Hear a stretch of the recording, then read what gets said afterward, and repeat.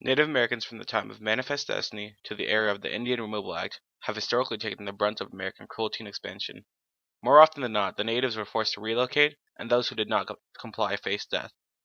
The defeated Native American people needed a new type of warrior, not one who would face the Americans on the battlefield, but one that advocated for their rights through activism and protests. Russell Means was one of these new Native American warriors that would fight not with bow and sword, but with ideals and tenacity. Means would prove steadfast in his traditions, and in the face of adversity, refused to waver underneath the threat of violence and even death. In Russell Means' book, Where White Men Fear to Tread, he recounts his childhood in Pine Ridge Reservation in South Dakota. Means spent much of his time with his grandfather, who taught Russell about Native American lore, law, and tradition. His mother's side of the family taught him to respect and live alongside nature, and that humans were insignificant and that life on Earth would flourish without them. Russell would latch onto these ideals and carry them on throughout his life of activism. Dennis McClellan, in his article about Russell Means in the Los Angeles Times, recounts how Russell Means would go on in life to become one of the founding members of the American Indian Movement in 1968. The goal of this movement, based in Minneapolis, Minnesota, was the sovereignty of indigenous American tribes. Means joined this movement because he felt as though many Native Americans were ashamed of their heritage and not standing up for their rights on the national stage.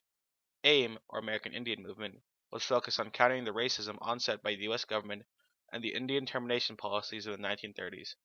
Means' involvement in AIM would be the turning point of his life. An article on the website Mount Rushmore Visited recounts one of AIM's most defiant and brave acts. Shortly after the establishment of AIM, Means and other members took part in an occupation of Mount Rushmore, a location once granted to the American Indians under the Treaty of Fort Laramie in 1868. However, once gold was discovered in the area, the American Indians were forced out of their rightfully claimed land. The protesters demanded that the treaty be honored, but were eventually removed by National Park Service.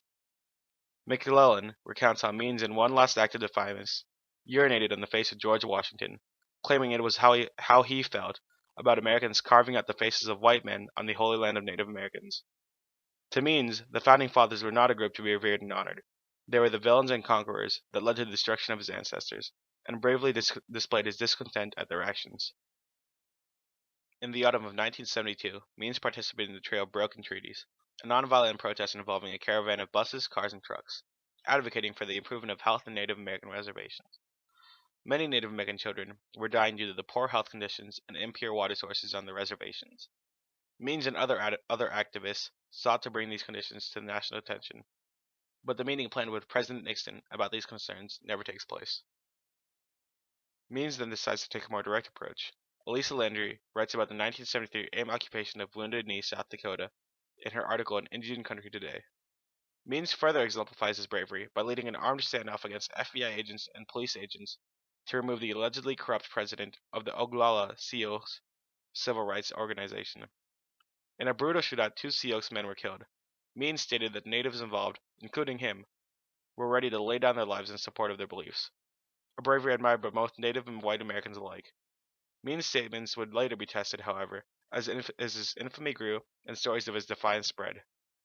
The Russell Means Freedom website tells the story of how within the span of 1975 and 1976, 2 attempts were made at Means' life, both of which involved him being shot and required stitches at least. This would prove insignificant in slowing down the activism of Russell Means.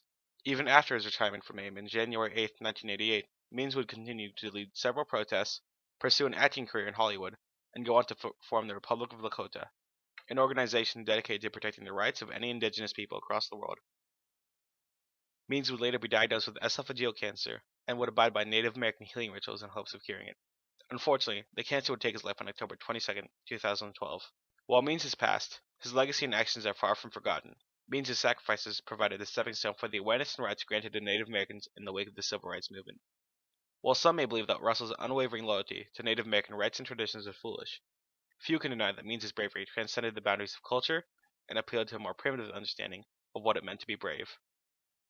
One that recognizes the courage needed to stand by one's roots, even if it brings him face to face with death. Means was just as brave as any of his ancestors before him, and serves as an example of the type of bravery future generations of natives should embrace when their rights are threatened.